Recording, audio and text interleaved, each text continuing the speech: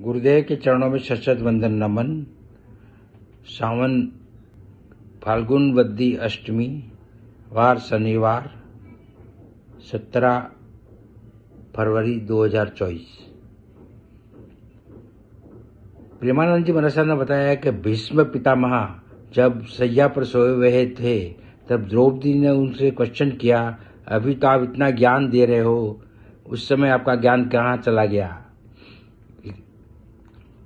भीष्म पिता ने बड़ा सटीक उत्तर दिया। इसको आप लोग सब सुने और इसको ग्रहण करने की कोशिश करें। सादर जय जिनेंद्र।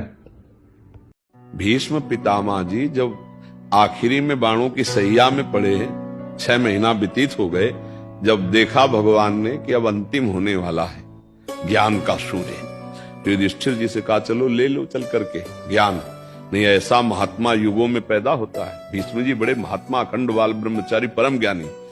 तो गए वहां, पांडव और द्रौपदी जी भी थी।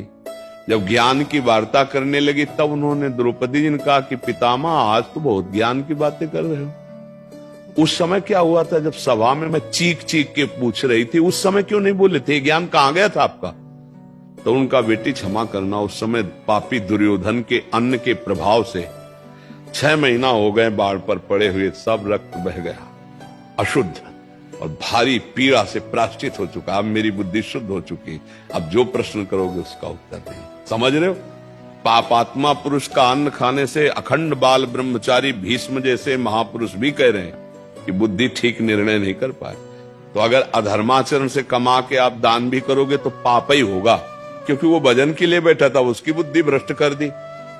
तो पहले तो तुमने पाप किया, पाप की कमाई दी तो उसकी बुद्धि भ्रष्ट हो गई, और डबल पाप। पाप से कभी धर्म नहीं होता।